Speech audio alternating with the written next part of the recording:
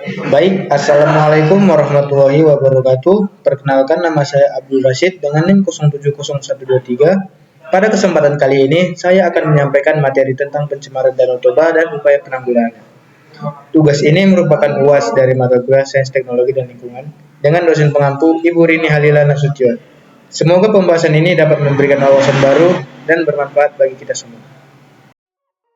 Danau Toba adalah keajaiban alam yang terbentuk sekitar 74.000 tahun lalu akibat letusan super vulkanik. Letusan ini menciptakan kaldera besar yang kemudian terisi air, menjadi danau vulkanik terbesar di dunia dengan panjang sekitar 100 km dan 30 km. Di tengahnya terdapat Pulau Samosir, pulau vulkanik yang juga dihuni oleh masyarakat lokal. Danau ini memiliki makna mendalam bagi masyarakat Batak yang tinggal di sekitarnya. Sebagai sumber mata pencarian utama, masyarakat memanfaatkan air danau untuk kebutuhan sehari-hari, seperti pertanian, perikanan, hingga pariwisata. Tradisi dan budaya lokal seperti upacara adat seringkali melibatkan Danau Toba, menjadikannya tak hanya penting secara ekologis, tetapi juga sosial dan spiritual. Keanekaragaman hayati Danau Toba juga menakjubkan. Di dalamnya hidup spesies endemik seperti ikan batak, serta tumbuhan unik di sekitar danau yang memberikan keseimbangan ekosistem.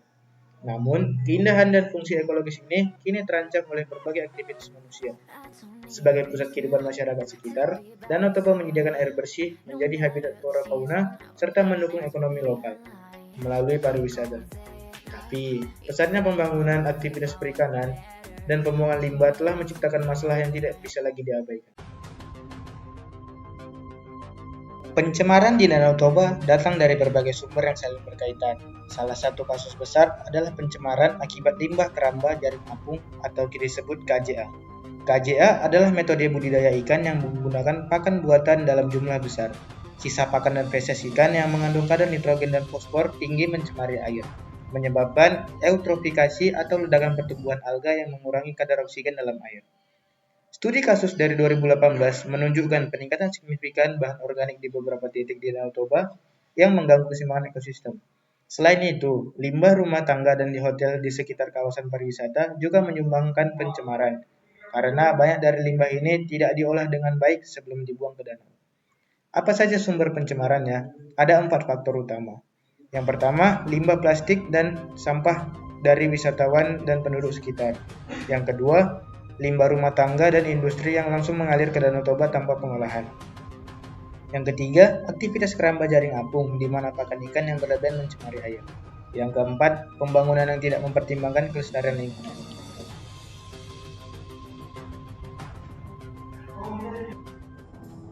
Bang Lubis. Bang Lubis. Iya. Udah nyampe juga ke Danau Toba Bang Lubis. Dari mana kampungnya dulu? Ya kita memang di sini tinggal. Oh, di sini tinggal. Berapa tahun Abang udah tinggal sini, Bang? Udah dari kecil lah, sejak lahir. Kita lahir di sini. Oh, dari sini Abang ya? Di Parapat. Oh, ini Abang yang punya keramba? Adalah dikit. Dikit ya? Dikit ya. Udah Dikit berapa kecil. lama Bang Abang berkeramba ini? Kalau saya masih baru lah, belum berapa lama. Baru ada sekitar 8 tahun. 8 tahun udah lama lah Bang? Sejak tahun berapa? Dari kalau dibanding dengan kawan-kawan, tahun berapa tadi kira-kira dulu? kira-kira tahun Keramba, 2009, 2010. Keramba pertama kali? Oh enggak, kalau punya Bang. punya saya itu. Iya, punya keramba dari dulu sejak kapan ya? Nah, itu udah nggak tahu lagi Bang. Nggak tahu Rasa dari SMP kita udah. Udah ada Sekarang keramba umur ya? saya udah 42. Oke. Udah dari SMP udah ada. Sejak kapan ada keramba di Danau Toba ini Bang? Kira-kira mulai maraknya saya rasa tahun 80-an lah. 80-an. 80-an. Oh, Bang. Yang pertama punya keramba siapa Bang di sini? Ya penduduk sini, masyarakat sini sini. ya? Memang Masyarakat sini sini maksudnya yang yang pinggiran punya. ini. Oh, pinggiran sini ya? Iya. Ketegasan pemerintah Kabupaten Toba melalui Dinas Lingkungan Hidup untuk menerapkan sistem pengelolaan air limbah terhadap pelaku usaha perhotelan, rumah makan, terlebih kepada pengrajin tenun ulos yang menggunakan zat pewarna dinilai lemah. Para pelaku usaha yang membuang limbah langsung ke saluran sungai dapat mencemari air Danau Toba. Pencemaran Danau Toba memiliki dampak luas, baik secara ekologis, ekonomi, maupun sosial. Secara kuantitatif, kualitas air di beberapa bagian danau menunjukkan tingkat pencemaran yang tinggi dengan konsentrasi fosfor mencapai 0,3 sampai 0,5 mg per liter. Jauh di atas batas aman 0,02 mg per liter untuk ekosistem perairan. Ekosistem terancam karena spesies endemik seperti ikan batak mulai kehilangan habitatnya. Selain itu, nelayan setempat menghadapi penurunan hasil tangkapan akibat menurunnya populasi ikan. Beberapa laporan mencatat penurunan pendapatan hingga 40% dalam 1 dekade terakhir. Cerita dari seorang nelayan bernama Pak Togu di kawasan Ajibata mengungkapkan kesulitan yang ia hadapi. Dulu kami bisa menangkap ikan dengan mudah di tepi danau, tetapi sekarang kami harus pergi ke tengah dan hasilnya pun tidak seberapa, katanya. Hasilnya, kualitas air menurun drastis, populasi ikan lokal berkurang hingga 40%, bahkan pariwisata yang menjadi tumpuan ekonomi mulai merosot. Kita kehilangan lebih dari sekedar keindahan, kita kehilangan masa depan Danau Toba.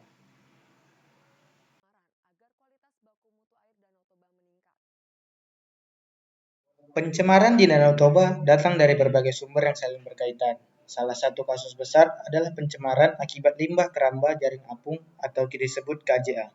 KJA adalah metode budidaya ikan yang menggunakan pakan buatan dalam jumlah besar. Sisa pakan dan feses ikan yang mengandung kadar nitrogen dan fosfor tinggi mencemari air, menyebabkan eutrofikasi atau ledakan pertumbuhan alga yang mengurangi kadar oksigen dalam air. Studi kasus dari 2018 menunjukkan peningkatan signifikan bahan organik di beberapa titik di Danau Toba yang mengganggu keseimbangan ekosistem. Selain itu, limbah rumah tangga dan di hotel di sekitar kawasan pariwisata juga menyumbangkan pencemaran, karena banyak dari limbah ini tidak diolah dengan baik sebelum dibuang ke danau. Apa saja sumber pencemarannya? Ada 4 faktor utama. Yang pertama, limbah plastik dan sampah dari wisatawan dan penduduk sekitar. Yang kedua, limbah rumah tangga dan industri yang langsung mengalir ke Danau Toba tanpa pengolahan. Yang ketiga, aktivitas keramba jaring apung, di mana pakan ikan yang berlebihan mencemari air. Yang keempat, pembangunan yang tidak mempertimbangkan kelestarian lingkungan. Berbagai pihak telah mengambil langkah untuk mengatasi pencemaran ini. Pemerintah Indonesia menetapkan program revitalisasi Danau Toba pada 2016 yang mencakup pengendalian limbah dari KJA dan pembangunan instalasi pengelola air limbah atau disebut IPAL. Selain itu, proyek penghijauan dengan menanam vegetasi di sekitar kawasan danau terus dilakukan untuk mengurangi erosi tanah yang mencemari danau. Peran komunitas adat Batak juga penting. Mereka telah memulai inisiatif lokal seperti gerakan Marharoan Bolon atau gotong royong membersihkan lingkungan danau. Masyarakat adat juga mendorong wisatawan untuk menjaga kebersihan dengan memperkenalkan konsep pariwisata hijau. Kolaborasi internasional juga dilakukan, salah satunya melalui UNESCO Global Geopark, yang menjadikan Danau Toba bagian dari jaringan geopark dunia. Status ini diharapkan dapat meningkatkan kesadaran global tentang pentingnya menjaga keindahan dan kelestarian Danau Toba. Namun kita tidak tinggal diam. Ada harapan pemerintah pembangunan instalasi pengelolaan air limbah di kawasan wisata utama, komunitas lokal dan LSM aktif membersihkan sampah, serta mengedukasi masyarakat. Vegetasi di sekitar danau mulai ditanam ulang untuk memperbaiki ekosistem. Langkah-langkah ini adalah awal yang baik, tetapi perjalanannya masih panjang.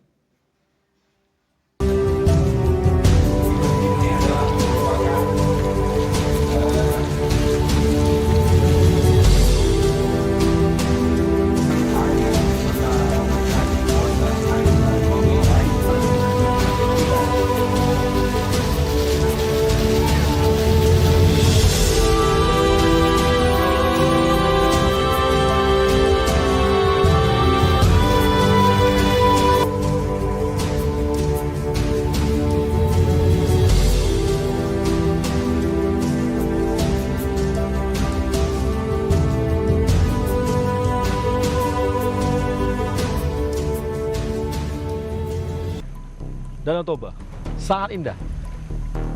Tapi di sisi lain kita lihat di depan kita ada keramba-keramba, tempat ikan dipelihara oleh masyarakat. Dan kita tahu bahwa Danau Toba adalah salah satu destinasi nasional yang diprioritaskan oleh pemerintah, menjadikan adanya Bali-Bali baru di Indonesia. Dan Danau Toba menjadi prioritas utama sehingga dikatakan juga bahwa Danau Toba adalah Monaco-nya Asia. Dan memang sangat indah. Tetapi banyak keluhan dari masyarakat, khususnya wisatawan. Karena Danau Toba banyak polusi yang terjadi, khususnya di danaunya. Dan kita akan lihat lebih jauh, apa kata rakyat dan apa kata masyarakat, pelaku usaha, maupun dari wisatawan sendiri. Di dalam episode Rakyat Bicara Danau Toba bersama saya, Arya Sinulinga. Baik, kesimpulannya adalah Danau Toba bukan sekedar destinasi wisata, melainkan juga sumber kehidupan, identitas budaya dan warisan alam yang luar biasa. Namun, pencemaran yang terus terjadi mengancam keindahan dan fungsi ekologisnya. Kita semua, baik pemerintah, masyarakat lokal, wisatawan, maupun komunitas global, memiliki peran besar dalam menjaga Danau Toba agar tetap lestari. Dengan langkah-langkah nyata, seperti pengelolaan limbah yang lebih baik, edukasi masyarakat, dan dukungan inisiatif pelestarian. Kita bisa memastikan bahwa Danau Toba tetap menjadi sumber kehidupan di kebanggaan. Tidak hanya untuk saat ini, tetapi juga untuk generasi mendatang. Danau Toba bukan sekedar tempat, ia adalah cerita tentang keindahan, kehidupan, dan tantangan. Sebagai penjaga cerita ini, mari kita bersatu melindungi Danau Toba dari kehancuran. Karena apa yang kita lakukan hari ini akan menentukan seperti apa cerita Danau Toba untuk generasi mendatang. Mari kita bersama-sama menjaga Danau Toba untuk menjaga alam, berarti menjaga masa depan. Terima kasih telah menonton. Dan semoga pesan ini dapat menginspirasi kita semua untuk bertindak lebih bijak serta lingkungan.